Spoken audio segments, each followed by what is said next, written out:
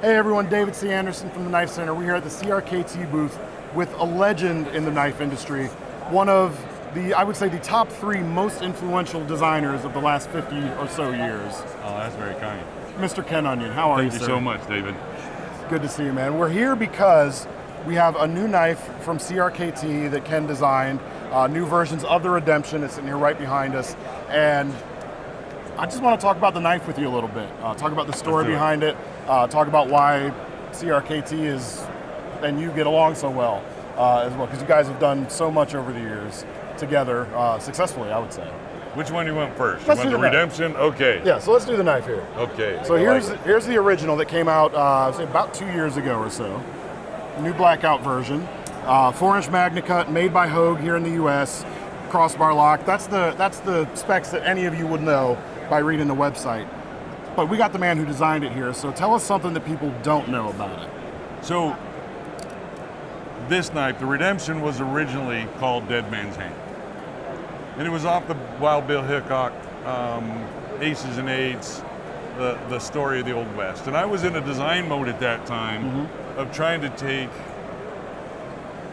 historic knives and add a modern flavor to them.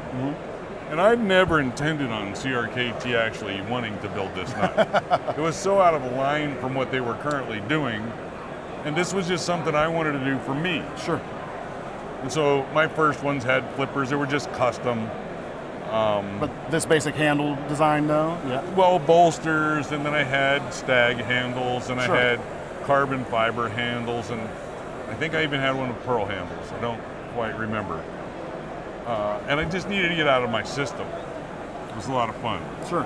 Well, Rod Bremer, of course the owner, president of Yep. CRKT Knives, saw my Dead Man's Hand and wanted to buy it off me. And so I sold it to him. And then Doug Flack from CRKT and Robin took the knife from Rod and started getting it produced and was talking to Hogue about getting it done. And hence is the Redemption. Yeah. And the reason they had to change the name was like that Well, Aces and Eights was not available or something? Dead Man's Hand was trademarked, copywritten. They didn't want to get sued. Sure. And they had already had a Redemption fixed blade, and they had that locked in already. Sure. They had that name already trademarked. It was an easy transition, and they liked this knife Since so they don't much. make the fixed blade anymore, yeah. Well, knives are difficult to come by now. But they liked this knife so much, they wanted to get it to market as soon as they could, and didn't have time for fooling around. Sure.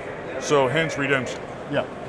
Well, I mean, it was an immediate hit when it came out. Like, the value behind it was undeniable. You know, big chunk of Magna Cut steel, made in the U.S. by Hogue, who does phenomenal work, of course. Scoundrel and outlaw kind of premise. Awesome vibes. The story, the backstory, the Dead materials, Man's the Hand, story, the whole price, man. Yeah, the it was value cool. Was great. Magna Cut. Yeah. Laren Thomas's stuff, really good, holds a great edge. So in addition to the new blackout version that's being introduced here at Blade Show, we're also unveiling the compact version of each. So a big 4-inch blade for a lot of folks is maybe a little more than they want to carry. So the 3 1/4 inch here, a bit more EDC friendly, we'll say. Let's give you a little size comparison here. For sure. This one's a little more pocket friendly. I'd say so. And it's fun. It still has all the, well, what's the word I'm looking for? All the attitude. All the attitude, all the, I don't know, testosterone of the big one. Yeah. But It's it's still easier to makes carry a in a statement. pocket. For sure. It's more daily friendly. Completely ambidextrous, of course, too. And it's ground real thin. The false edge is ground real thin.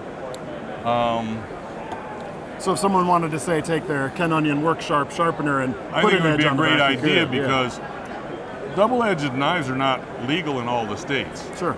And so we wanted to grind this one nice and thin. It's a false edge. And if someone lived in one of those states, let's say, where they could have a double-edged knife, well, it's quite short work to be able to get that thing the same angles, bevels, and sharpness of the other edge. Absolutely.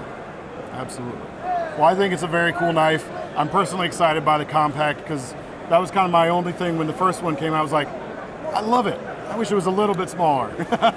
But they're both phenomenal. Which one do you like to carry the best? The biggest one or the smallest? I would go with that one. See, I do too, Yeah. and I actually think this one's going to outdo the big one. Yeah, yeah. It's excellent. Like I love what Hogue does with their build quality too. So you've got 3 great names behind us. You got your name, CRKT of course, and then Hogue. It's hard to go wrong. Can't beat that. They're starting at $225 for the satin compact or the stonewashed compact. $25 more for the black or for the full size, and then another $25 for the full size black version. Take your pick. You can't go wrong with any of them, quite honestly. But speaking of the great names behind this knife, you've been doing stuff with CRKT for a long time now. Yeah. What is it about CRKT? Well, I was a great with Kershaw partner? for 10 years. Sure. And Doug Flagg flew to Hawaii in 1997 because he'd heard about my assisted opening mechanism speed safe. And he recruited me for Kershaw. Mm-hmm. And so I got to I got my introduction to this production arena primarily from Doug. And so for a long period of time, we have worked together really well. Yeah. Strategy, planning. I'm real lofty. I'm in the clouds. I want to do the coolest, weirdest, most interesting things. I want to do them tomorrow. Right. I want to get them done right away. And Doug's like, no, Onion, come down from the clouds. We need to keep you grounded, and we need to show what you can do, but we're not ready for this grand thing yet. Sure. And it's worked out really beautiful over the years. Well, I'd say the work you and Doug did at Kershaw changed the industry. I would say we strategized. We spent so much time together. And so when Doug left Kershaw, I had only had like a couple years left on my Kershaw contract. Well, who's my huckleberry? You got to dance with who brung you, right? Right. And I wanted to be a loyal dude. I mean, Doug put his job on the line to come and recruit me for Kershaw back in the day. Gotcha, yeah. Because the owner and the president of Kershaw at that time weren't into outside designers. So for Doug to do what he did, one, I'm incredibly indebted to that guy. And so I went to CRKT, and I love Rod, and I love Peggy, and I love the brand, I love the employees, I love all the people. But I was going with my huckleberry. Yeah, yeah. I was going with my huckleberry.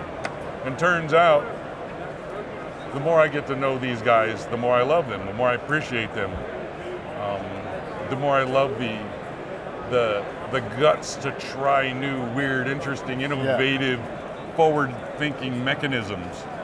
And that's my total game. That's what I love. Let's do it. Let's do it weird, right? Let's have fun. Stop taking it so seriously. They definitely have that attitude where, like, there's a bunch of budget knife brands in this room right now, but they're not taking the same kind of chances that CRKT is willing to take.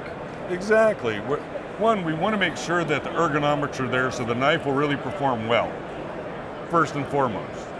And once that's done, what can we do to make it fun? Yeah. What can we do to make the experience of pulling the knife out of your pocket and using it memorable, and exciting. Yeah. Or when you're sitting around a TV at night and you ain't got nothing to do but watch whatever it is you want to watch, Yellowstone. Then you got your pocket knife in your hand and it has to have that textural feel, that fun quality, a little bit of novelty, a little bit of fidget spinner sort of a thing. Yeah. And I kind of feel like Speed Safe was the first fidget spinner. Sure, I can see that. Because it had such gadget appeal. And I think that's where the knife industry kind of got really caught up in the whole hand appeal, fidget factor of knives. Right. I mean, we'd have guys use Speed Safe till because back then we used phosphor bronze washers. Mm-hmm. It was interesting because sometimes people warranty their knife and they'd have those washers worn down to razor blades. Oh, yeah. They'd have grooves all around the pivot shaft. I mean, you know how many times it takes cycling that knife to do that? It's ridiculous. But when it feels that good every time, why not? Right. And so, like, I'm back at CRKT with Doug. We're doing strategic planning meetings, the most forward-thinking, most innovative, knives in the industry. And that was kind of what our goal was. So we wanted to push the limits as much as we could. Yeah. And then I know a lot of people in the knife industry. I know a lot of talented knife makers, and I would just go around and scout technology. Yeah. Caswell, I've known Caswell forever. that provoke is ridiculous, It's right? pretty crazy, isn't it? So, I mean, I was on the phone for 12 hours trying to talk Caswell into, coming over to CRKT to make that knife. Same with Flavio. Yeah. So it was good. It's like a team. It's like a family sort of environment. We're all after the same sorts of things. It's competitive, but it's fun. Yeah. It's fun, and I love it. The cool thing about the knife industry too is, for the most part, that competitiveness is a friendly competitiveness. Yeah. With some exceptions, but that's a good thing about the industry, I think. So I feel like I've been really well embraced by the knife industry as a whole. And yeah, our competitive is more like, hey, let's go golf. Mm-hmm. And I'm going to try my hardest to beat you. You're going to try your hardest to beat me. And whoever wins has to buy beers for the next guy, right? Right. I look at that the same way in the knife industry. These guys are my friends. Yeah. I spent the last 35 years of my life doing this, and I don't ever want to quit. Right. The idea of retirement scares the mortified hell out of me. I want to keep going. I feel like I still got so much more in me that I want to do. And what other place could I do that than this game? It's true. And when I go around and I see the younger generations that are coming out with all these really cool innovations, I remember when I was nervous about it. I want to give them a boost. I want to help them. I want to push them along and show them how to go about doing that. Yeah. And it's just such a. They say if you're doing what you love, you never work a day in your life, right? Right. And I can certainly vouch for that. I mean, I get to go to work and play with knives. Where else could I do that, I mean, I could do that, but that would mean I'm not doing the job I'm supposed to be doing at another place. So I feel exactly where you're coming from about that. And as much as it's such a rudimentary tool, it's also very nuanced. And to play around with all the different hybrid blade shapes and see how they perform in real controlled, real slow motion type of environments and perfect that reason, that purpose for that blade shape. Yeah. And then try to expand that to be as broadly encompassing as it can possibly be. Well, that's so much fun too. Yeah. We get to be little nerds in our shops just trying all kinds of weird things until we think we've got a home run or close enough to it that we want to push it out there and see what the world thinks. I think the thing that keeps you in it, because I've been in it for a long time now, is I get to design what I think is going to be popular in 2 or 3 years. Right. Based on the direction that the knife industry is going on. And I'd say you've got a pretty good track record too. Well, I've been studying the knife industry for 50 years or more, and I read all the things. And then you have to study the generations. You have to understand what's going to be popular in sporting goods and cars, and what's the summer fashions going to be like, and is houndtooth going to be back in, or are Velcro shoes going to be back in, whatever, right? And so you like if I was to design things for my generation, we'd still have members only jackets and mullets. Right. But bullets are coming back in, right? I'm taking an eye at your hairstyle right now. I don't know what's going on over there. And so you got to constantly stay current. Yeah. And it's so fun for somebody who loves to study aesthetic too. Yeah.